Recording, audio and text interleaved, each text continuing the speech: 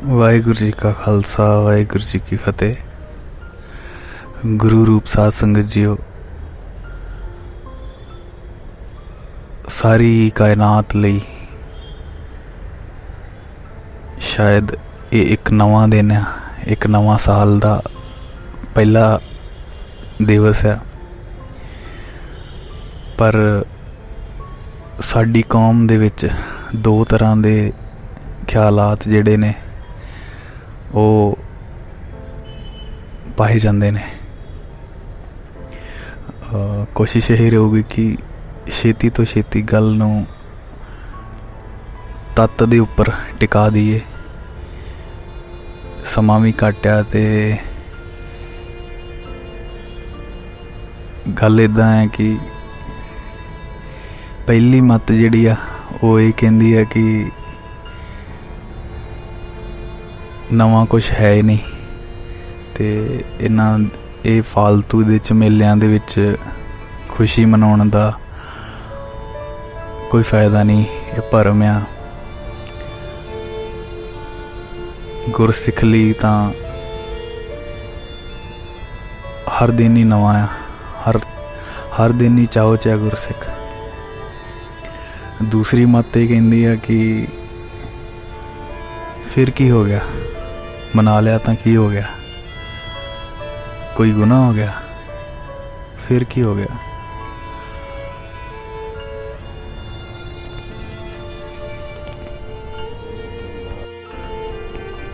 आपां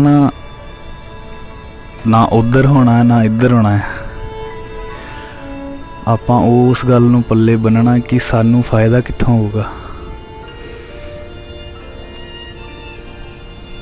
तत्त खोजना तत्त, क्योंकि जे तत्त नहीं खोजा ना फिर हो सकदा किसी एक पासे अगर असी सोचिए या किसी एक गल का साथ दईए, हो सकदा आपो अपने विचार ने ते जो दिल नूं चंगा लगदा उही सही है। पर हर कोई अपने मुताबिक चलदा है। पर अब गुरसिख दा कारज की आ कि जे कुछ गलत भी हो रहा ना उहदे चों भी कुछ सिख लेना, कुछ इहो जिहा अपनी रूह दे अंदर उहनूं घर कर देना कि जे कुछ गलत भी हो रहा तो वो साडे लई सानू कुछ दे जावे, है ना। सो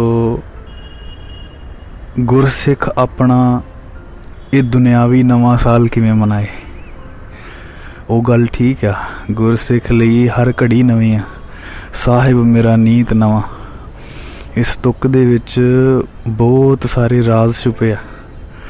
साहिब मेरा नीत नवा,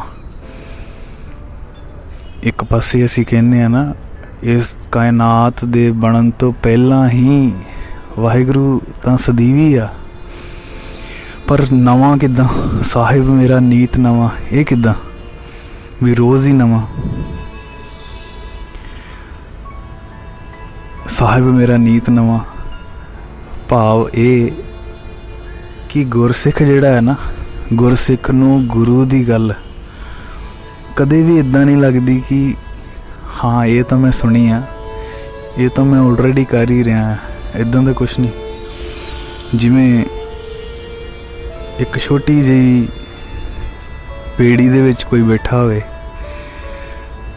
मुसाफिर, छोटी जी बेड़ी दे विच वो ना चलण योग होवे ते बस बैठा आ। वो जिन्ना अगे जांदा समुंदर अगे होर उन्ना ही है ना, उहदा कोई अंत ही नहीं पा सकदा। वो ते गुरसिख भी इदां ही आ। गुरसिख जो सिखदा है ना उहदे लई पुराना नहीं हुंदा, वो होर अगे तो अगे। साहिब मेरा नीत नवा, साहिब मुकदा ही नहीं। खजानियां दा खजाना है। कोई ये नहीं कह सकदा कि मैं सब कुछ पा लिया, उहदी कोई लिमिट ही है नहीं। जिन्ना अगे जांदा है उन्नू वाहिगुरू होर अगे उन्ना ही होर अगे दिसदा। ਪਰੇ ਤੋਂ ਪਰੇ ਆ ਉਹਦੇ ਅੰਦਰ ਚਾਹੋ ਹੀ ਇੰਨਾ ਕਿ ਉਹ ਪੁਰਾਣਾ ਲੱਗਦਾ ਹੀ ਨਹੀਂ, ਉਹ ਬੋਰ ਹੁੰਦਾ ਹੀ ਨਹੀਂ ਉਹਦੇ ਤੋਂ। ਸੋ ਨਵਾਂ ਨਰਵਾ ਹੀ ਰਹਿੰਦਾ ਗੁਰਸਿੱਖ। ਹੁਣ ਆਪਾਂ ਇਹ ਗੱਲ ਕਰੀਏ ਕਿ ਕਿੱਦਾਂ ਆਪਾਂ ਇਹਨਾਂ ਦੁਨਿਆਵੀ ਤਿਉਹਾਰਾਂ ਨੂੰ ਯੂਜ਼ ਕਰਕੇ ਕਿਵੇਂ ਆਪਣੇ ਅੰਦਰ ਸੱਚ ਨੂੰ ਗ੍ਰਹਿਣ ਕਰਨਾ, ਆਪਾਂ ਬੈਲੈਂਸ ਰੱਖਣਾ। ਹੁਣ ਜੇ ਕਿਸੇ ਤਿਉਹਾਰ ਤੋਂ ਸਾਡਾ ਹਿਰਦਾ ਸੁੱਚਾ ਹੋ ਜਾਵੇ, ਕੁਛ ਅੰਦਰ ਘਰ ਚ ਕਰ ਜਾਵੇ ਤੇ ਕਿੰਨੀ ਵਧੀਆ ਗੱਲ ਹੈ ਨਾ। ਸੋ ਜੇ ਕੋਈ ਇਹ ਚਾਹੁੰਦਾ ਕਿ ਅੱਜ ਨਵੇਂ ਸਾਲ ਤੇ ਕੁਛ ਨਵੀਂ ਸ਼ੁਰੂਆਤ ਕਰੀਏ, ਕੁਛ ਨਵਾਂ ਸਿੱਖੀਏ ਅੱਜ, ਤੇ ਇਹ ਸ਼ਾਇਦ ਰਿਕਾਰਡਿੰਗ ਉਹਨਾਂ ਪ੍ਰਾਣੀਆਂ ਲਈ ਇੱਕ ਗੁਰੂ ਦਾ ਮੈਸੇਜ ਹੋ ਕੇ ਪੁੱਗੂਗੀ। ਤੇ ਸਦਾ ਹੀ ਕੁਛ ਵੀ ਜੇ ਸੁਣਨਾ ਨਾ, ਤੇ ਹਮੇਸ਼ਾ ਇਹੀ ਸੋਚਣਾ ਕਿ ਜੇ ਕੋਈ ਬਾਣੀ ਗਾ ਰਿਹਾ ਹੈ ਜਾਂ ਕਥਾ ਕਰ ਰਿਹਾ ਹੈ, ਉਹਦੇ ਵਿੱਚ ਹਮੇਸ਼ਾ ਇਹੀ ਸੋਚ ਕੇ ਸੁਣਨੀ ਕਿ ਇਹਦੇ 'ਚ ਮੇਰੇ ਗੁਰੂ ਦਾ ਮੈਸੇਜ ਹੋਊਗਾ। ਫਿਰ ਉਹ ਬਾਤ ਜਿਹੜੀ ਆ ਉਹ ਦਿਲ ਨੂੰ ਛੂਹੂਗੀ ਤੇ ਅਸਰ ਵੀ ਕਰੂਗੀ। ਸੋ ਜਿਨ੍ਹਾਂ ਨੂੰ ਨਵਾਂ ਸਾਲ ਚੜ੍ਹੇ ਦਾ ਦਿਲੋਂ ਇੱਕ ਚਾਅ ਆ ਕਿ ਸ਼ਾਇਦ ਮੇਰੀ ਜ਼ਿੰਦਗੀ 'ਚ ਕੋਈ ਬਦਲਾਵ ਆਊਗਾ, ਜਾਂ ਉਹ ਪੋਜ਼ੀਟਿਵ ਨੇ ਕਿ ਅੱਜ ਫਸਟ ਡੇ ਆ, ਚਲੋ ਕੁਛ ਵੀ ਲਾ ਲਓ ਤੁਸੀਂ, ਗੁਰਮਤ ਵੱਲੋਂ ਲਾ ਲਓ, ਮਨਮਤ ਵੱਲੋਂ ਲਾ ਲਓ, ਜਾਂ ਦੁਨਿਆਵੀ ਤੌਰ 'ਤੇ ਲਾ ਲਓ, ਕੁਛ ਵੀ ਲਾ ਲਓ, ਪਰ ਤੱਤ ਇਹ ਆ ਜੇ ਅੱਜ ਸ਼ੁਰੂਆਤ ਹੋ ਜਾਂਦੀ ਆ, ਗੁਰਸਿੱਖੀ ਜੀਵਨ ਜਿਉਣ ਦੇ ਢੰਗ ਅੰਦਰ ਘਰ ਕਰ ਜਾਂਦੇ ਆ, ਤੇ ਫਿਰ ਉਹਦੇ ਲਈ ਇਹ ਸੱਚਮੁੱਚ ਹੀ ਨਵਾਂ ਸਾਲ ਚੜ੍ਹਿਆ। ਤੇ ਜੇ ਅਸੀਂ ਉਹੀ ਸਿਸਟਮ ਰੱਖਣਾ ਆ, ਦੁਰਮਤ 'ਚ ਚੱਲਣਾ ਆ, ਗੁਰਮਤ 'ਚ ਚੱਲਣਾ ਹੀ ਨਹੀਂ, ਫਿਰ ਉਹ ਕਿੰਨੇ ਵੀ ਨਵੇਂ ਸਾਲ ਮਨਾਈ ਜਾਵੇ, ਸ਼ਤਾਬਦੀਆਂ ਮਨਾਈ ਜਾਵੇ, ਸ਼ਹੀਦੀ ਪੁਰਬ ਮਨਾਈ ਜਾਵੇ, ਉਹਦਾ ਨਵਾਂ ਸਾਲ ਚੜ੍ਹਨਾ ਨਹੀਂ, ਉਹਦੇ ਜੀਵਨ ਨੇ ਬਦਲਣਾ ਨਹੀਂ, ਉਹਦਾ ਜੀਵਨ ਨਵਾਂ ਨਰਵਾ ਰਹਿਣਾ ਨਹੀਂ, ਪੁਰਾਣਾ ਹੋ ਜਾਣਾ, ਅੱਕ ਜਾਣਾ ਉਹਨੇ ਖੁਦ ਤੋਂ ਹੀ। ਸੋ ਅਸੀਂ ਇਹਨੂੰ ਇਸ ਤਰ੍ਹਾਂ ਲੈਣਾ ਹੈ ਕਿ ਅੱਜ ਸ਼ੁਰੂਆਤ ਕਰਨੀ ਆ, ਤੇ ਸ਼ੁਰੂਆਤ ਕਰਨੀ ਆ ਜੋ ਗੁਰੂ ਕਹਿ ਰਿਹਾ ਉਹਨੂੰ ਮੰਨ ਕੇ। ਪੂਰੇ ਗੁਰੂ ਗ੍ਰੰਥ ਸਾਹਿਬ ਦੇ ਵਿੱਚ ਕਿੰਨੀਆਂ ਹਜ਼ਾਰਾਂ ਹੀ ਤੁਕਾਂ ਨੇ, ਹੈ, ਕਿੰਨੇ ਅੰਗ ਨੇ।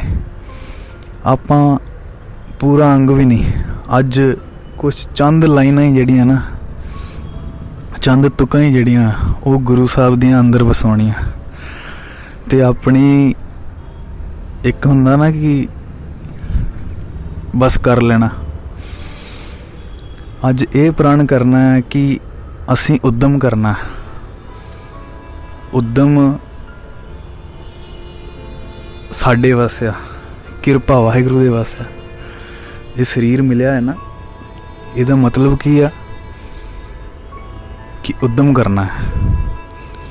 ਜੇ ਸਰੀਰ ਮਿਲਿਆ ਆ, ਤੰਦਰੁਸਤ ਆ, ਤੇ ਸਭ ਕੁਛ ਵਧੀਆ ਆ, ਉਹ ਇੱਕ ਗੁਰੂ ਦਾ ਹੁਕਮ ਸਮਝੋ ਕਿ ਇਹ ਸਰੀਰ ਵਾਹਿਗੁਰੂ ਦੇ ਹੋਣ ਲਈ ਮਿਲਿਆ, ਤੇ ਇਹਨੂੰ ਯੂਜ਼ ਵੀ ਗੁਰੂ ਲਈ ਕਰਨਾ।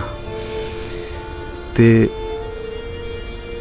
ਗੁਰੂ ਲਈ ਕਿੱਦਾਂ ਕਰਨਾ, ਗੁਰੂ ਸਾਹਿਬ ਸਮਝਾ ਰਹੇ, ਕਹਿੰਦੇ ਸੂਹੀ ਮਹੱਲਾ ਪੰਜਵਾਂ, ਗੁਰੂ ਅਰਜਨ ਦੇਵ ਜੀ ਬੋਲ ਰਹੇ, ਕਹਿੰਦੇ ਪ੍ਰਾਤਹਿ ਕਾਲ ਹਰ ਨਾਮ ਉਚਾਰੀ, ਈਤ ਊਤ ਕੀ ਓਟ ਸਵਾਰੀ, ਸਦਾ ਸਦਾ ਜਪੀਐ ਹਰ ਨਾਮ, ਪੂਰਨ ਹੋਵੈ ਮਨ ਕੇ ਕਾਮ, ਪੂਰਨ ਹੋਵੈ ਮਨ ਕੇ ਕਾਮ।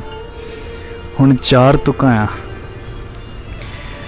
ਜੇ ਇਹ 4 ਤੁਕਾਂ ਪੂਰੇ ਸਾਲ ਦੇ ਵਿੱਚ ਅਸੀਂ ਕਮਾ ਲਈਆਂ, ਹਰ ਰੋਜ਼ ਅਨ ਦਿਨ ਕਮਾ ਲਈਆਂ, ਤੇ ਸਮਝ ਲੈਣਾ ਸਾਡਾ ਸੱਚਮੁੱਚ ਹੀ ਨਵਾਂ ਸਾਲ ਆ। ਸਿਰਫ 4 ਤੁਕਾਂ ਤੇ ਇਹਨਾਂ 4 ਤੁਕਾਂ ਦੇ ਵਿੱਚ ਹੀ ਗੁਰੂ ਸਾਹਿਬ ਨੇ ਖਜ਼ਾਨੇ ਭਰਪੂਰ ਕੀਤੇ ਨੇ। ਪ੍ਰਤ ਹੈ ਕਾਲ ਹਰ ਨਾਮ ਵਿਚਾਰੀ। ਜਿਵੇਂ ਗੁਰੂ ਸਾਹਿਬ ਜਾਚ ਦੱਸ ਰਹੇ ਹੁੰਦੇ ਵੀ ਤੂੰ ਸੁਖੀ ਹੋਣਾ ਚਾਹੁੰਦਾ ਆ, ਵੀ ਤੂੰ ਇਹ ਚਾਹੁੰਦਾ ਹੈ ਕਿ ਤੇਰੀਆਂ ਮਨ ਦੀਆਂ ਸਾਰੀਆਂ ਇਛਾਵਾਂ ਪੂਰੀਆਂ ਹੋ ਜਾਣ,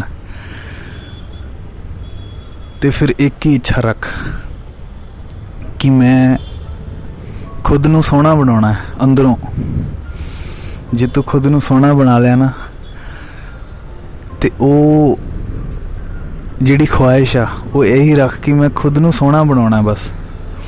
ਅੱਜ ਜੇ ਨਵਾਂ ਸਾਲ ਆ, ਜੇ ਅੱਜ ਮੇਰੇ ਲਈ ਨਵਾਂ ਸਾਲ ਆ, ਭਾਵੇਂ ਦੁਨਿਆਵੀ ਆ ਕੁਛ ਵੀ ਆ, ਪਰ ਮੈਂ ਸੋਹਣਾ ਹੋਣਾ ਹੈ ਅੱਜ ਤੋਂ ਬਾਅਦ। ਤੇ ਇਸ ਰੂਹ ਨੂੰ ਉਹ ਵਾਲਾ ਸ਼ਿੰਗਾਰ ਬਖਸ਼ਣਾ ਹੈ ਜਿਹੜਾ ਸੱਚਾ ਆ। ਹੋ ਸਕਦਾ ਅੱਜ ਇਹ ਸਾਲ ਦੁਨਿਆਵੀ ਆ, ਪਰ ਹਿਰਦਾ ਜਿਹੜਾ ਆ ਉਹ ਸੱਚ ਦੇ ਨਾਲ ਸ਼ਿੰਗਾਰਿਆ ਜਾਵੇ। ਫਿਰ ਕਿਉਂ ਨਾ ਸ਼ੁਰੂਆਤ ਕਰੀਏ। ਗੁਰੂ ਸਾਹਿਬ ਕਹਿ ਰਿਹਾ ਅੰਮ੍ਰਿਤ ਵੇਲੇ ਉੱਠ, ਤੈਨੂੰ ਮੈਂ ਆਪਣਾ ਨਾਮ ਦੇ ਕੇ ਸ਼ਿੰਗਾਰ ਦੂੰਗਾ। ਪ੍ਰਤ ਹੈ ਕਾਲ ਹਰ ਨਾਮ ਉਚਾਰੀ। ਪ੍ਰਤ ਹੈ ਕਾਲ, ਸਵੇਰੇ ਉੱਠ, ਅੰਮ੍ਰਿਤ ਵੇਲੇ ਉੱਠ, ਗੁਰੂ ਗੁਰੂ ਜਪ। ਫਿਰ ਕੀ ਹੋਊਗਾ? ਈਤ ਊਤ ਕੀ ਓਟ ਸਵਾਰੀ। ਪ੍ਰਤ ਹੈ ਕਾਲ ਹਰ ਨਾਮ ਉਚਾਰੀ, ਈਤ ਊਤ ਕੀ ਓਟ ਸਵਾਰੀ। ਫਿਰ ਇਹ ਗੁਰੂ ਹੌਲੀ ਹੌਲੀ ਅੰਦਰੋਂ ਵਿਕਾਰਾਂ ਨੂੰ ਬਾਹਰ ਕੱਢੂਗਾ। ਕੋਈ ਹੁਣ ਤਾਂ ਹੀ ਰਹਿਣ ਨਹੀਂ ਜਾਣੀ। ਫਿਰ ਸੱਚ ਅੰਦਰ ਘਰ ਕਰੂਗਾ, ਗੁਣ ਪ੍ਰਗਟ ਹੋਣਗੇ।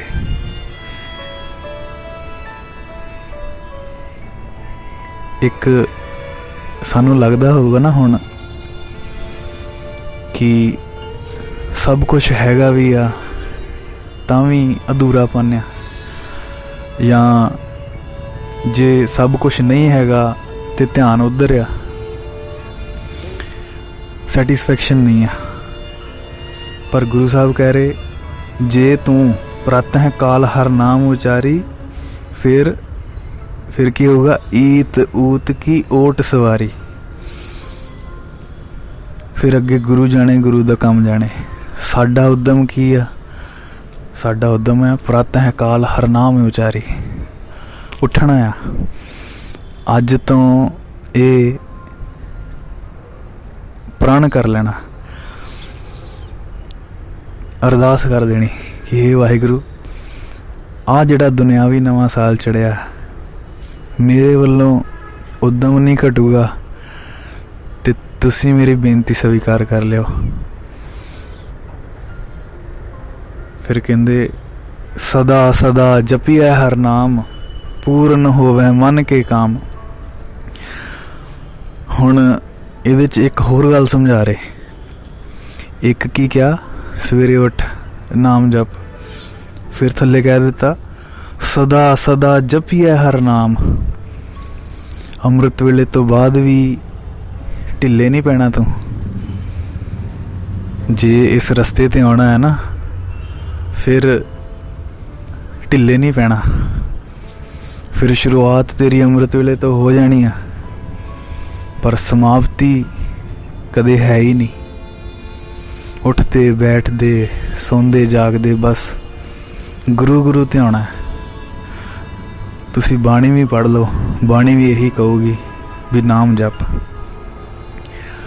ਅੰਮ੍ਰਿਤ ਵੇਲੇ ਉੱਠੋ, ਨਾਮ ਜਪੋ, ਬਾਣੀ ਪੜ੍ਹੋ, ਤੇ ਫਿਰ ਪੂਰੇ ਦਿਨ ਦੇ ਵਿੱਚ ਚਾਹੇ ਉੱਠਦੇ ਬੈਠਦੇ ਕੋਈ ਵੀ ਕਾਰਜ ਆ। ਇੱਕ ਗੱਲ ਹੋਰ ਕਰਨੀ ਸੀ। ਕਈ ਵਾਰੀ ਨਾ ਸਾਡੇ ਮਨ 'ਚ ਸ਼ਰਧਾ ਇੰਨੀ ਹੁੰਦੀ ਆ, ਜਾਂ ਕਹਿ ਲਓ ਗੁਰੂ ਸਾਹਿਬ ਦਾ ਸਤਿਕਾਰ ਇੰਨਾ ਹੁੰਦਾ ਕਿ ਕੁਛ ਡਾਊਟਸ ਨੇ। ਤੇ ਕੋਈ ਗੁਰਸਿੱਖ ਵੀ ਬੜੇ ਜਾਣਿਆਂ ਨੇ ਪੁੱਛਿਆ कि असी काम करते हुए पैरां च चप्पलां वगैरह पाइयां होंदियां, जुत्ती पाई होंदी है, ते कि पाठ करना सही है उस टाइम ते परवाह ही ना करो। तुसी घरे अपने निजी कारज कर रहे हो, तुसी गुरुद्वारे च नहीं हो। जिथे गुरु साहब का प्रकाश आ उत्थे पूर्ण मर्यादा च रहना, वध तो वध कोशिश करनी कि गुरु साहब का सन्मान ना घटे। पर घरे तुसी अपने दुनियावी माहौल चो, उत्थे तुसी परवाह नहीं करनी। हुण जिन्हां ने जिहड़े अमृतधारी नहीं ने वो संकोच करदे आ कि फिर सिर ढक के ही करना आ या जो भी है ना, छोटियां छोटियां गल्लां दी परवाह नहीं करनी। नाम जपना है हिरदे नाल। शरीर कित्थे आ, किस पोजीशन च आ, हत्थां च की आ, हत्थां च आरी आ, हत्थां च भांडे आ, हत्थां च की आ, फर्क नहीं पैंदा। नाम सुरत ने जपना है, नाम जुबान ने ते सुरत ने जपना है। जुबान ने बोलना है, कन्ना ने सुनना है। शरीर की कर रहा फर्क नहीं पैंदा। सिर टक्या आ नहीं टक्या आ, कोई बहुती वड्डी गल नहीं आ प्यारे हो, कोई बहुती वड्डी गल नहीं। अखीर गल इत्थे मुकनी आ कि हिरदे च चाओ आ कि नहीं, हिरदे च प्रेम है कि नहीं। जे नहीं भी सिर तो चुन्नी लथ भी गई, जे ठीक है किसी ने दस्तार नहीं सजाई, किसी वीर ने रुमाल बन्निया नहीं भी बन्निया, कोई गल नहीं पै रहे हो। तुसी नाम नहीं छड्डना, परवाह नहीं करनी कि तुसी किसी काम ते हो, उत्थे तुसी नहीं सिर ढक्या ते संकोच नहीं करना। गुरु गुरु जपदे रहना। जे किसी ने बुला लिया विच, मान लो हुण जपजी साहब कर रहे हैं, जॉब ते आ, ते जॉब इदां दी है कि जे असी ध्यान गुरु वाल रखांगे ते काम करी भी जावांगे ते बहुता फर्क नहीं पै रहा। जे उत्थे तुसी नाम जप सकते हो, बाणी पढ़ सकते हो। तो जे विच किसी ने बुला लिया तो नोट कर लो कि मैं कित्थे रुकिया सी, नोट करके ओदी गल कंप्लीट कर लो, जो पुछ रहे आ दस रहे आ ओके करके फिर उत्थों शुरू कर लो। इहदे च कोई निरादर नहीं समझना। जिन्ना तुसी बाणी च रहोगे, नाम च रहोगे, उन्ना ही हिरदा अंदरों शुद्ध होंदा जाऊगा। कदी कदी असी देखते हैं ना कि साडी सुरत जिहड़ी आ वो कदी किते पहुंची हुंदी, कोई कदी किते पहुंची हुंदी। उहदा कारण ये हुआ असी नाम नहीं जपदे। बाणी 1 घंटा पढ़ ली बैठ के, पर जदों असी हुण देखो विकारां ने ये नहीं देखना कि तुसी की कर रहे हो। विकारां ने ये नहीं देखना कि हुण ते ये बीबी साडी भांडे मांज रही है, अजी रुक जाइए थोड़े चिर बाद आइए। विकार नहीं इदां कहंदे ना, उन्होंने तो आ जाना बस। नाम नूं बन के नहीं रखना अपनी सोच दे विच। नाम एक आज़ाद सोच आ, आज़ाद उस्तात आए हर वेले चलती रहिंदी है। इनू किसी दी बंदिश नहीं है, इनू कारज रोक ही नहीं सकता, इनू जगह रोक ही नहीं सकती कि तुसी हो कित्थे।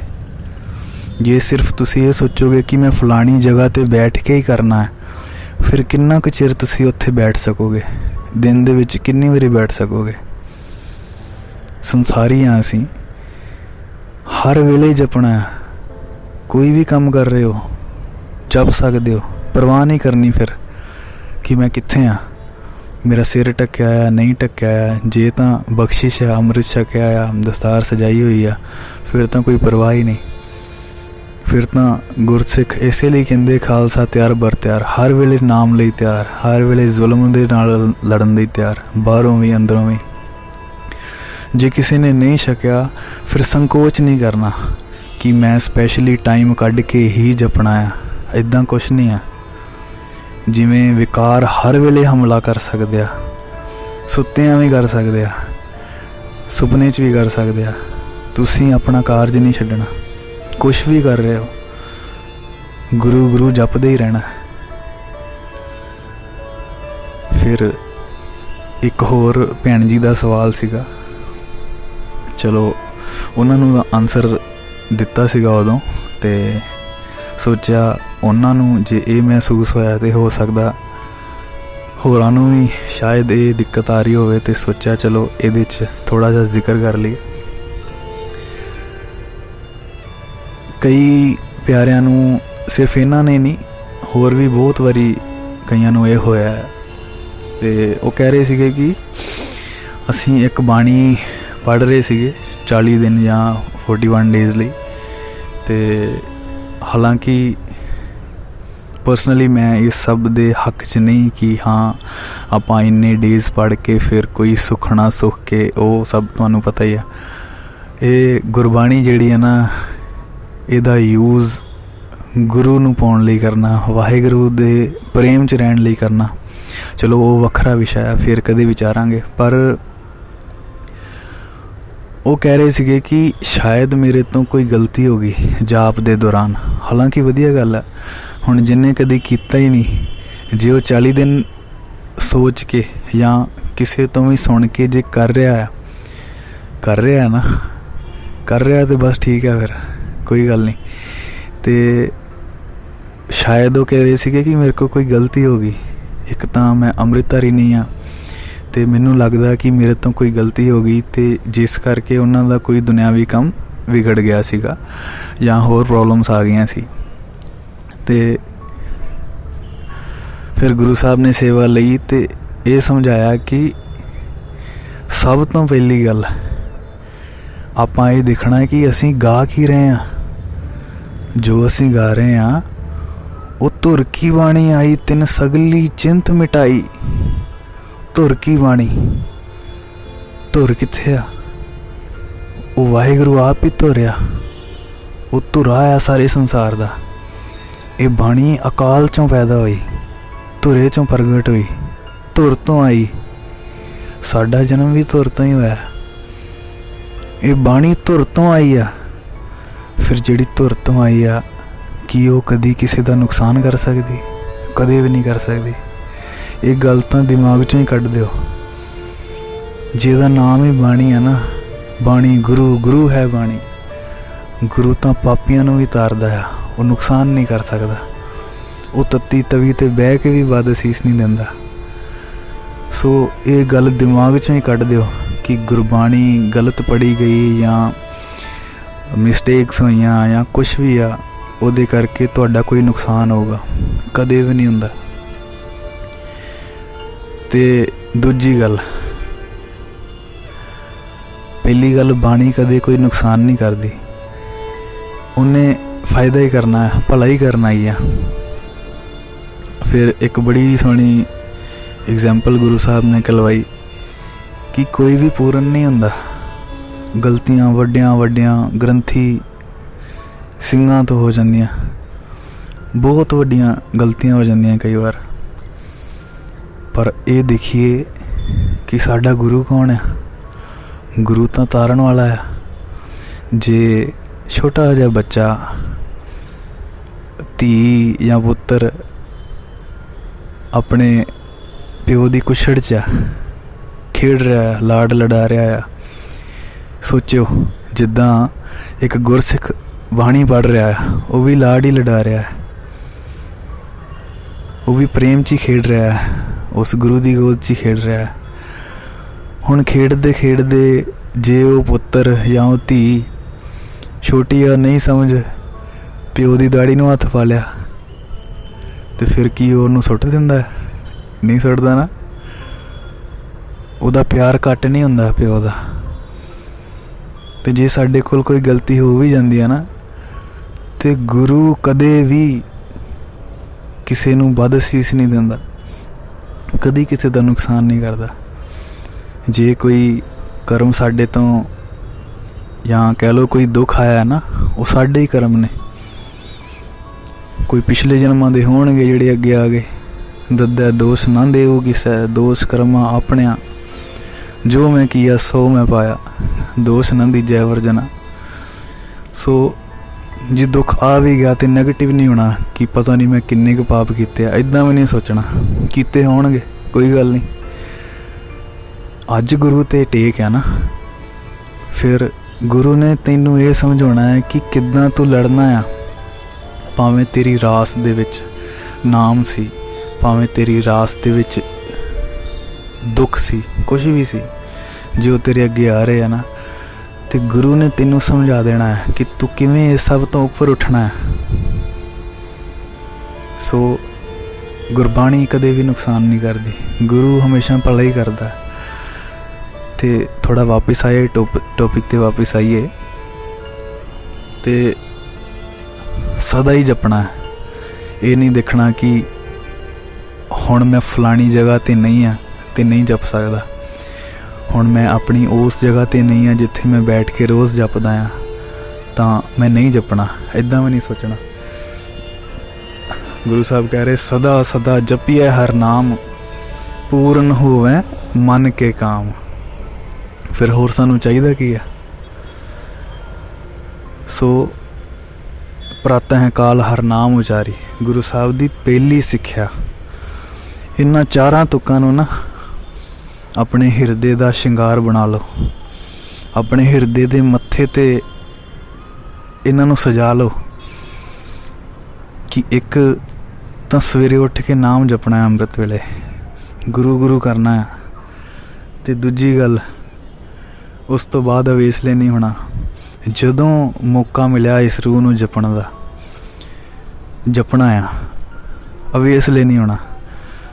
ਜੇ ਅਸੀਂ ਅੱਜ ਤੋਂ ਇਹ ਸ਼ੁਰੂਆਤ ਕਰ ਲਈਏ ਤੇ ਸੱਚ ਜਾਣਿਓ ਇਹ ਨਵਾਂ ਸਾਲ ਹੀ ਨਹੀਂ, ਇਹ ਨਵਾਂ ਜੀਵਨ ਹੋ ਕੇ ਨਿਬੜੂਗਾ ਤੇ ਤੁਸੀਂ ਇੱਕ ਨਵੀਂ ਸੋਚ ਦੇ ਪਾਤਰ ਬਣੋਗੇ ਜਿਹੜੀ ਕਦੇ ਵੀ ਆਈ ਨਹੀਂ ਸੀ। ਪੋਜ਼ਿਟਿਵਨੈਸ ਕਦਮ ਚੁੰਮੂਗੀ ਤੁਹਾਡੇ। ਸੋ ਭੁੱਲਾਂ ਵਿਸਾਰ ਦੇਣੀਆਂ, ਤੱਤ ਨੂੰ ਘਰ ਕਰ ਲੈਣਾ। ਵਾਹਿਗੁਰੂ ਜੀ ਕਾ ਖਾਲਸਾ, ਵਾਹਿਗੁਰੂ ਜੀ ਕੀ ਫਤਿਹ।